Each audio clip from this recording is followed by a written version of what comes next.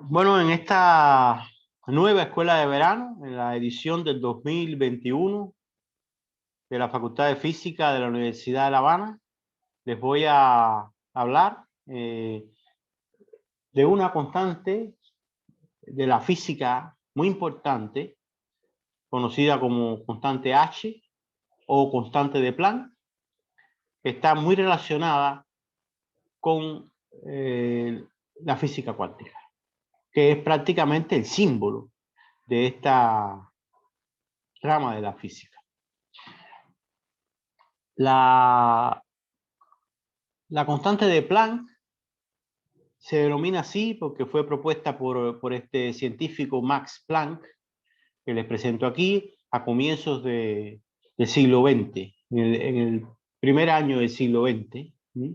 Y con ella se estableció el inicio de una teoría física que ha venido a revolucionar no solo la física, sino la ciencia en general, que es la física cuántica. Por la introducción de esta constante y por las cosas que explicó, Max Planck recibió en 1918 el Premio Nobel de Física. La física cuántica es una teoría, digamos, relativamente reciente comparada con otras, aunque ya tiene más de 100 años, de establecida en 1900, de iniciada en 1900, pero está presente en casi todos los dispositivos que usamos, en las celdas solares, en las computadoras, en los láseres, en los relojes inteligentes, en los teléfonos móviles, y más recientemente en una tecnología emergente que se conoce como computación cuántica, que es una tecnología muy prometedora y probablemente ustedes hayan escuchado sobre ella en las noticias recientemente. Además de eso, es una teoría muy bien demostrada. Casi todas sus predicciones se han verificado completamente. Hay quien dice que es la teoría mejor probada que existe. Pero aún así tiene algunos misterios. Tiene algunos misterios. Y como ustedes son posibles futuros estudiantes de física, pues les voy a contar un poco de estos misterios, porque los misterios son las cosas sobre las cuales uno después puede hacer investigaciones. Y espero motivarlos con estos problemas o en general con la física, con los problemas de la física. Bueno, pues voy a primero a hacer un breve recuento de cómo estaba la física, muy breve, a finales del siglo XIX. En esa época, un poco antes de que Planck hiciera su descubrimiento, que propusiera la constante H, se suponía que en la naturaleza había dos tipos de objetos. Partículas que eran concentradas en el espacio, por ejemplo, los electrones, los átomos, que también habían sido descubiertos recientemente, y por otra parte estaban las ondas. Las ondas, por ejemplo, en la superficie del agua, o la luz, o el sonido, todos esos son ejemplos de ondas. Las ondas en particular tienen una serie de propiedades muy interesantes y que después les voy a explicar por qué quiero resaltar aquí. Por ejemplo, si tenemos una gota que cae en la superficie del agua, se ve que en el agua se forman estas crestas y estos valles, y de hecho la distancia entre dos de esas crestas es lo que se conoce como longitud de onda. Y si uno, por ejemplo, empieza a disminuir la frecuencia con que la gotica impacta la superficie del agua, esa longitud de onda se va a incrementar. La longitud de onda y la frecuencia son dos de los parámetros más importantes que caracterizan una onda. Si la miramos desde arriba, veremos que las crestas avanzan de esta manera, pero un fenómeno muy importante que quiero resaltar es el que ocurre cuando tenemos dos ondas superponiéndose en el espacio. Y en estos casos se forma lo que se conoce como un patrón de interferencia. Y ese patrón de interferencia se caracteriza por tener regiones donde hay un movimiento mayor del agua y hay regiones donde hay un movimiento menor del agua. También eso se puede obtener, por ejemplo, con luz, que es otra onda. Si tenemos dos haces convenientemente dispuestos, pues también se puede obtener un patrón donde hay regiones de iluminación grande y regiones prácticamente de oscuridad. En el caso de la luz, eso se puede observar poniendo una pantalla de frente de los focos de luz. Y en la pantalla se observan franjas alternadas de luz y oscuridad. Esto se conoce como un patrón de máximos y mínimos o como un patrón de interferencia. Y es característico de las ondas. Lo que quiero que ustedes se den cuenta bien aquí es que si algo produce interferencia, es que ese algo tiene propiedades ondulatorias. O sea que es una onda. Después voy a utilizar eso. Por eso quiero empezar por dejarlo claro. Bueno, también producen difracción, que es un fenómeno parecido, que ustedes estudiarán en la carrera con todo detalle. Yo nada más que quiero mostrarlo, digamos, superficialmente. Pero, ¿qué cosa es la difracción? Bueno, si tenemos un pequeño orificio, en una pantalla con un pequeño orificio, que puede ser de diferentes formas, y hacemos incidir luz, por ejemplo, de un láser, veremos que en la pantalla de atrás, no, lo que se observa no es simplemente luz a través del orificio y sombra en el resto. En el borde de ese pequeño orificio se van a ver unas franjas también de luz y oscuridad. Si cambiamos la forma del objeto, si colocamos varios de estos orificios, pues también observaremos este patrón de luz y oscuridad, con diferentes formas, pero siempre un patrón que va a tener zonas de luz y zonas de oscuridad. Esto también es propio de la sonda. Por ejemplo, les voy a mostrar este experimento que hice yo, un experimento muy sencillo. Esto que yo tengo en mi mano izquierda es lo que se conoce como una red de difracción. Y la red de difracción es un dispositivo que tiene muchas rendijas muy finas, muy finas, muy finas y muy próximas unas de las otras. Y cuando la luz pasa a través de ella, lo que se forma en la pantalla, aquí lo ven, regiones que son los máximos y zonas de oscuridad. Aquí se ve, por ejemplo, cuando yo quito la red, desaparece este patrón y se forma solamente, y se ve solamente la luz proveniente del láser directamente en la pantalla.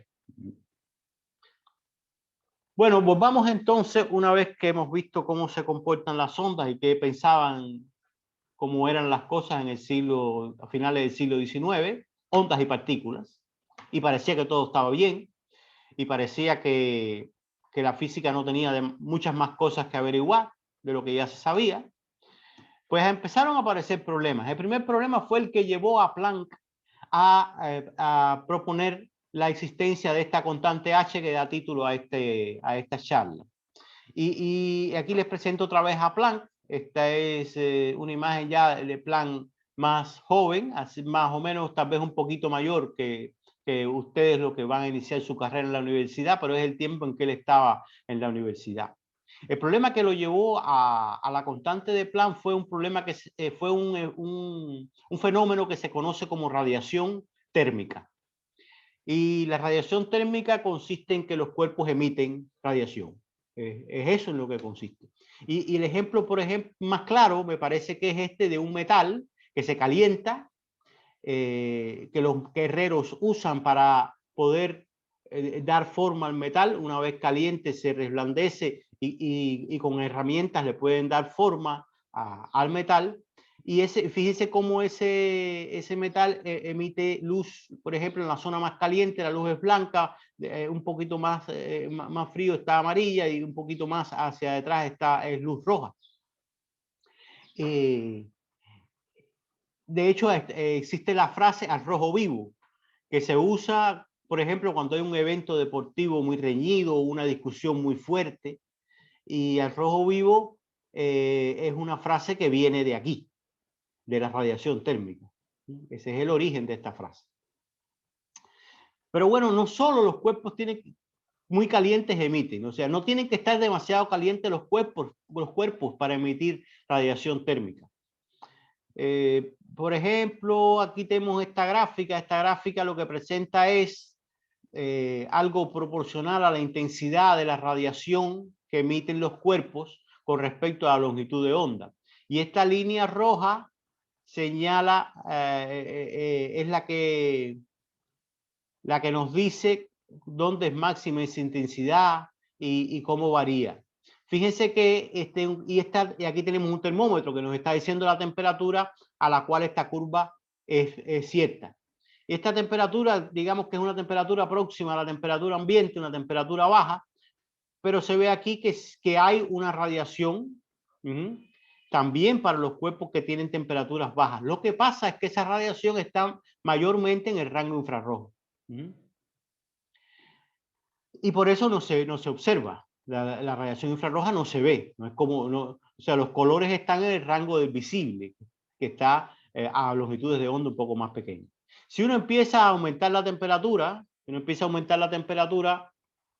del cuerpo, pues se podrá ver que la radiación aumenta en intensidad, pero también se desplaza hacia la zona del visible. Y esto sería, por ejemplo, la temperatura de una bombilla, de esas que ya prácticamente no se usan porque emiten mucho calor y son ineficientes, pero que ya tiene una componente en el rango visible. O sea, por aquí tendríamos la temperatura, esta se podría ser también la temperatura de ese metal que vimos en la lámina anterior. Y si seguimos aumentando la temperatura, y llegamos, por ejemplo, a la temperatura del Sol, pues veremos que la radiación sigue la intensidad de la radiación sigue aumentando y el máximo se coloca alrededor del color verde, pero que casi toda la radiación o una buena parte de la radiación está comprendida en el visible. Por eso es que el Sol se ve blanco amarillento, porque esa es la composición de todos los colores.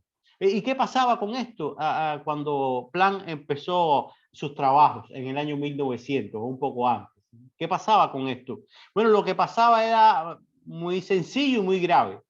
Cuando se aplicaba la teoría física, que hoy se llama física clásica, que en aquel momento era física a secas, a este problema, pues lo que se encontraba era que se obtenía que la dependencia de la intensidad de la radiación con la longitud de onda tenía esta forma que dice esta línea, que señala esta línea anaranjada. O sea que esta disminución de la intensidad que se veía en el ultravioleta, la teoría física que existía no la podía predecir. Y esto fue una cosa que alarmó mucho a los científicos. De hecho, le pusieron a esta contradicción le pusieron un nombre dramático, le pusieron la catástrofe del ultravioleta. Y Planck, este fue el problema que él estudió. Y para resolverlo, él tuvo que considerar que la emisión de radiación no era continua, sino que era en forma de pequeños paquetes de energía. A esos paquetes de energía les llamó cuantos. Y un paquete de energía tenía el valor de energía de uno de esos cuantos era igual al producto de una constante, la constante H, de la que hemos estado hablando, por la frecuencia. Esta es la única fórmula que voy a poner en esta charla. Bueno, después voy a volver sobre esto, pero esta es la ecuación, digamos, más importante de la física cuántica. Y esta constante H es muy pequeña. Aquí está puesta en una notación que se llama notación científica. Después las voy a poner en decimal y voy a volver sobre la pequeñez de este número, ¿no? Pero valga decir por el momento que esta energía es una energía comparada con la radiación que emite una lámpara o una linterna o un diodo electroluminiscente o una bombilla. Esta energía es una energía muy pequeña. Bueno, pues no tuvo demasiado impacto ese descubrimiento en aquella época de principios del siglo. Solo 5 años después apareció en la escena una persona fundamental en la ciencia a lo largo de la historia de la humanidad, que es Albert Einstein. Y él trabajó en este año 1905 en muchas cosas, pero entre ellas trabajó en un problema que era el efecto fotoeléctrico. El efecto fotoeléctrico es un efecto que consiste cuando se iluminaba con luz ultravioleta la superficie de un metal, el metal emitía electrones.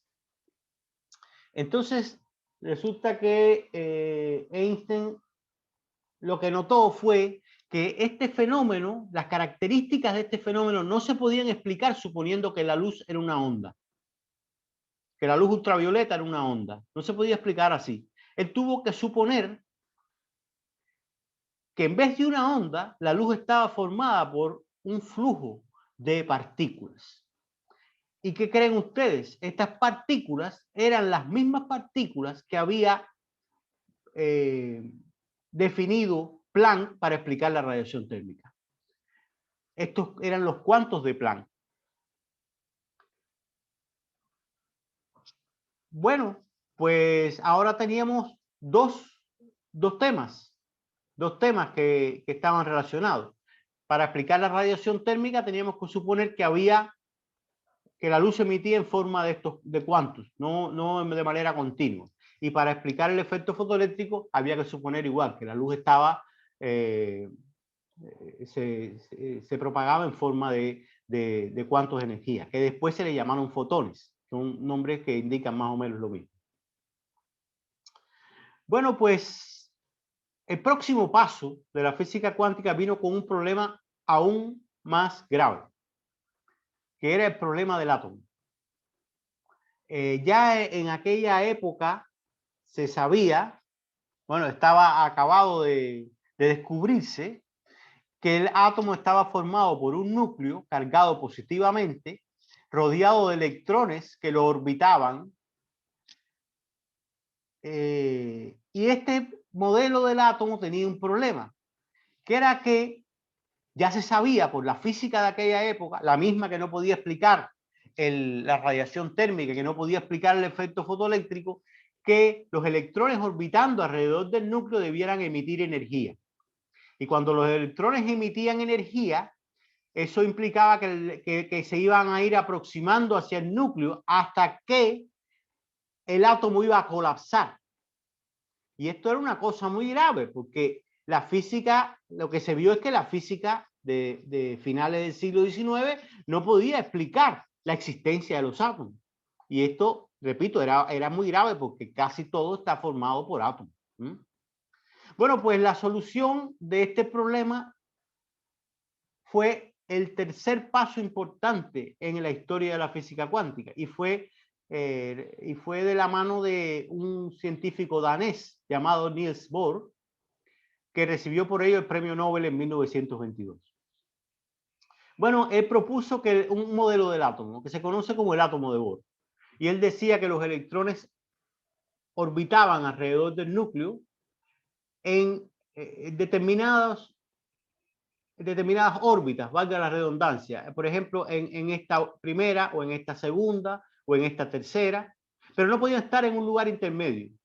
Y que si, por ejemplo, nosotros hacíamos incidir fotones con una energía igual a la diferencia entre este primer nivel, en esta primera órbita, y la segunda sobre el átomo, entonces ese electrón podía absorber uno de esos fotones y pasar a la segunda órbita y después regresar emitiendo un fotón igual.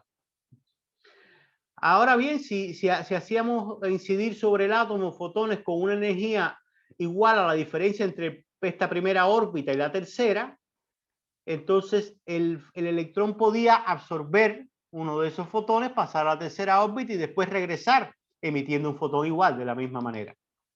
Pero si ahora nosotros decíamos, bueno, vamos ahora a lanzar fotones que tengan una energía que no es igual a la diferencia de ninguna pareja de órbitas. O sea, no da para, o es más o es menos que para llevar el electrón de aquí para acá, o de la primera a la tercera, o de la tercera a la cuarta. Pues entonces sencillamente el electrón no podía absorber esos fotones, porque él no podía estar en un lugar que no tuviera esa energía. Y esto fue un problema muy importante dentro de la física cuántica, porque aquí se vio por primera vez un problema que es muy característico de esta teoría. En muchos sistemas cuánticos, la energía no puede variar continuamente. La energía del electrón en el átomo aumentaba a saltos. O tenía esta energía o tenía esta. Esquemáticamente se puede ver así. Si los electrones oscilan en estas órbitas, yo puedo, en un lugar como este no puede estar, un electrón puede absorber un fotón y pasar a una órbita de mayor energía, o un electrón puede emitir un fotón y pasar a una órbita de menor energía. Esa es la idea más o menos. Pero las energías no pueden ser cualesquiera, ¿no? El electrón no puede aumentar la energía continuamente. Una buena analogía sería comparar la ascensión de una persona por una rampa. La energía de esa persona va aumentando continuamente. Eso sería el equivalente clásico. Sin embargo, el equivalente cuántico sería como una escalera. La persona va aumentando su energía a saltos. Este escalón, el otro. No es exactamente igual. Es un ejemplo o una analogía de lo que ocurre con muchos sistemas cuánticos, donde la energía se dice que no es continua, sino que varía a saltos. Y bueno, ya las cosas se habían complicado bastante, porque lo que pensaba que era una física terminada, que lo explicaba todo, empezó a ocurrir que todo empezó a ponerse de cabeza, porque ahora resultaba que las ondas se comportaban como partículas para explicar la radiación térmica y el efecto fotoeléctrico, que los electrones en los átomos no podían tener cualquier energía, sino solamente las energías determinadas las energías que eran las energías de los orbitales, pero todavía el asunto se puso peor, porque entonces apareció este científico francés, Luis de Broglie, que además era de la nobleza, era príncipe, era un príncipe que no estaba en su castillo, era un científico, se dedicaba a la ciencia. Y él propuso en su tesis de doctorado que igual que las ondas se comportaban como partículas, pues las partículas se comportarían como ondas. Y con esto explicó los orbitales que había descrito Bohr o que había postulado Bohr para su modelo del átomo. Cuando esto se verificó, le dieron el premio Nobel en 1929. ¿Cómo se verificó? Pues bueno, muy sencillo. Bueno, no fue sencillo, pero cómo se verificó, contándolo así, es muy sencillo. Esta pareja de investigadores norteamericanos, e independientemente de ellos, este investigador inglés, hicieron que los electrones, que eran partículas, se difractaran. Y ya hemos visto, si hay algo que se difracta, entonces es porque es una onda. Ellos hicieron que los electrones se difractaran. Y por eso recibieron el premio Nobel en 1937. Bueno, pues le voy a hacer un paréntesis porque es interesante analizar la familia de este Thomson. Este Thomson de niño, que había descubierto que los electrones eran una onda, era el hijo de otro Thomson, desde luego, que había recibido también el premio Nobel, pero en el año 1906. Y nada más y nada menos que investigando unos rayos que no se sabía qué cosa eran, que se llamaban rayos catódicos, y que él descubrió que estaban formados por unas partículas cargadas negativamente, que eran los electrones. O sea, el padre había descubierto que los electrones eran partículas. Después el hijo tomó uno de esos haces de electrones que el padre había descubierto como partículas, los hizo atravesar una lámina muy fina y obtuvo un patrón de difracción. O sea, demostró lo contrario que había dicho el padre, que los electrones eran ondas. Y bueno, y ya a la moraleja de este pequeño relato es que no no siempre es malo que los hijos le lleven la contraria a los padres. En general, bueno, en realidad fueron dos descubrimientos importantes. Primero, que los electrones existían y que eran unas partículas cargadas negativamente, y después que los electrones se comportaban como ondas. Bueno, volvamos entonces a la constante de Planck. Vamos entonces, ya les dije que iba a volver sobre ella. Aquí la he escrito en un formato decimal. Es 663 con 33 ceros a la izquierda. Es un número muy pequeño comparado con las magnitudes con las que estamos generalmente usando, ¿no? En estas unidades es un número muy pequeño. Por ejemplo, para que ustedes tengan una idea, en el láser que utilicé hace, que les mostré, con el que les mostré el experimento de la difracción, ese láser que no es demasiado intenso, tampoco es una fuente intensa, pero no demasiado intensa de luz, salen en un segundo, ese láser emite 200.000 millones de fotones, o sea, un 2 con 17 ceros al lado. Ahí se pueden, ustedes me dirán, ese es un número horrible de fotones. Tan es así que ustedes pudieran pensar, no sé si lo han pensado, pero pudieran pensar, bueno, si hay tantos fotones, entonces la luz prácticamente no es discontinua. Porque si uno le dicen que una radiación está formada por partículas, uno esperaría que la luz centellee, que de pronto alumbre o no alumbre, alumbre o no alumbre, cuando salga un fotón, sale un fotón o no sale un fotón, ¿no? Sin embargo, las luces no centellean así. ¿Por qué razón? Porque la cantidad de fotones es tan grande en una luz de las que estamos acostumbrados a lidiar con ella, una linterna o un láser o un diodo electroluminiscente, que el hecho de que esté compuesto por fotones no se nota. No se nota. Sin embargo, en los años 70 del siglo pasado, se empezaron a fabricar unas fuentes de luz muy débiles que producían los fotones uno por uno. Mandaban un fotón, yo podía hacer un experimento con él, después llegaba el otro, podía hacer un experimento con él, ¿no? Se llamaron fuentes de fotones individuales. Y también se desarrollaron técnicas para detectar fotones individuales. Y entonces empezaron a hacerse unos experimentos muy interesantes, que es lo que les quiero mostrar en los minutos que quedan de la charla. Esto que está aquí es un dispositivo que se llama divisor de haz. Está formado por un vidrio transparente, un dispositivo muy sencillo, con una fina película de metal en una de sus caras. Esto hace que si uno hace incidir un haz de luz, una parte de la luz se refleja y una parte se transmite. O sea, el haz se divide en dos. Se fabrican generalmente de forma tal que en determinadas condiciones la mitad de la energía, o sea, el 50% de la energía se refleja y el otro 50% se transmite. Si la luz suponemos que está compuesta por fotones, esto quiere decir que el 50% de los fotones se refleja y el 50% de los fotones se transmite. Y esto era una cosa bastante sencilla de entender y estaba muy bien explicada por la física de finales del siglo XIX. Aquí les muestro este experimento. Esto que tengo en la mano ahora ya no es una rejilla, sino es un divisor de haz, lo que se parece, pero es un divisor de haz. Lo voy a iluminar con él, lo estoy iluminando con este láser y fíjense cómo la luz, una parte de la luz pasa a través del divisor de haz y la otra se refleja. Fíjense que cuando lo quito desaparece el haz reflejado y nada más que queda el haz directo del láser.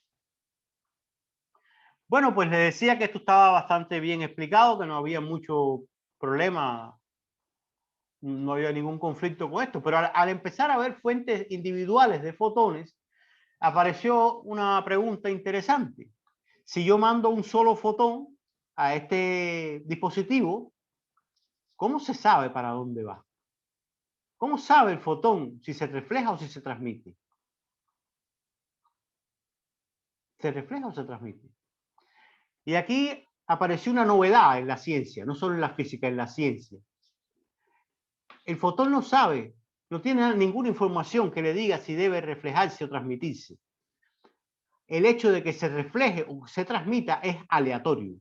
¿Qué quiere decir? Que él tiene probabilidad de reflejarse y tiene una probabilidad de transmitirse. Si el dispositivo, este divisor de haz, es un divisor de haz de 50%, pues la mitad de los fotones, un fotón tendrá la posibilidad de 50% de reflejarse y 50% de transmitirse.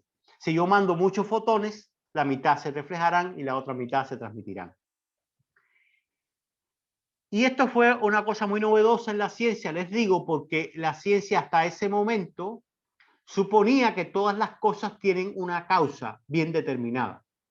Y los fotones estos, según la física cuántica, no parecen tener una causa cuando ellos se reflejan o se transmiten. Es un problema completamente azaroso. Y esto es uno de esos misterios que todavía han generado debates, pero no solo debates, han generado aplicaciones importantes. Por ejemplo, en la seguridad informática. Bueno, les voy a mostrar un poquito más claro este experimento. Y yo les pido que ustedes lo sigan un poco, es muy sencillo. Yo voy a mandar fotones, estos fotones salen de una fuente de fotones individuales. Después que llegan como un fotón solo no se ve, tengo que tener un detector para verlo. Después que llegan al divisor de haz, yo no sé para dónde fueron, pero después yo voy a notar que los fotones llegan o a un detector o al otro. Y entonces, la pregunta sencilla es que, ¿cómo ustedes interpretan esto? Bueno, no me pueden responder porque no estamos online, pero ustedes pueden suponer que el fotón a veces va a un detector o a veces se refleja y a veces se transmite, ¿no? El electrón es como una partícula, solo que hay veces que decide reflejarse y veces que decide transmitirse. Hasta aquí está bien, pero los físicos son muy curiosos. Y ellos dijeron, vamos a complicar un poco este experimento. Vamos a hacer así, vamos a poner un espejo aquí y otro espejo aquí, de forma que el fotón que se refleja pueda a su vez reflejarse en este otro espejo y llegar a este detector. Y el que se refleja aquí, que se transmite en el divisor de haz, pueda reflejarse aquí y llegar al detector. Sería una cosa así. Perdón. Sería una cosa así.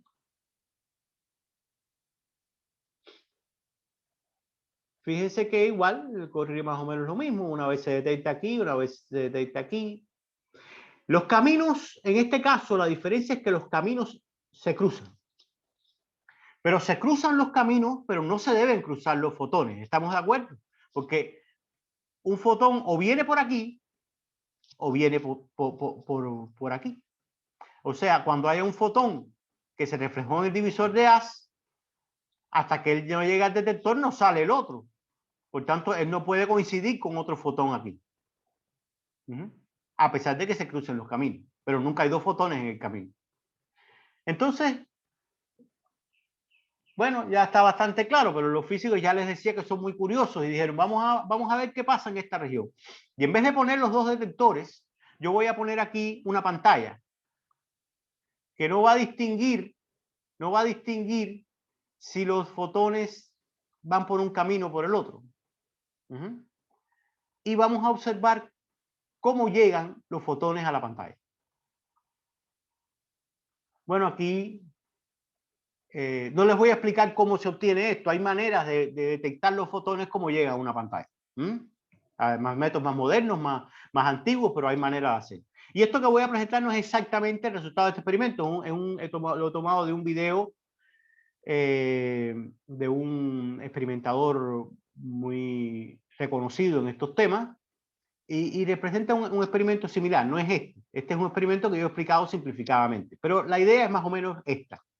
Empiezan a llegar los fotones a la pantalla y al principio parece que llegan arbitrariamente a cualquier lugar. Un fotón llega, después llega otro, después llega otro, a otro lugar. Pero a medida que pasa el tiempo, uno va observando que en la pantalla aparecen unas regiones, unas franjas. Y hay unas regiones donde se acumulan más los fotones. Y hay otras en que prácticamente no llegan los fotones. Y ahora yo les pregunto, otra vez no me pueden responder, pero les dejo la pregunta y ustedes se la responden o esperan que yo la responda. También después me pueden escribir por correo electrónico, voy a dejar mi correo al final. y hacerme no solo respuestas, sino también preguntas. ¿Qué creen que es esto? ¿A qué se les parece esto? Bueno, pues se parece a la franja de interferencia de que hemos estado hablando. ¿Mm? O sea que ahora estos fotones parecen no ser partículas porque producen interferencia.